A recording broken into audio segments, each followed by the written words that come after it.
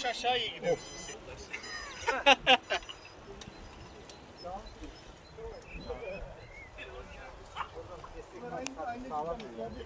Kavga ediyorsun. Abi benim de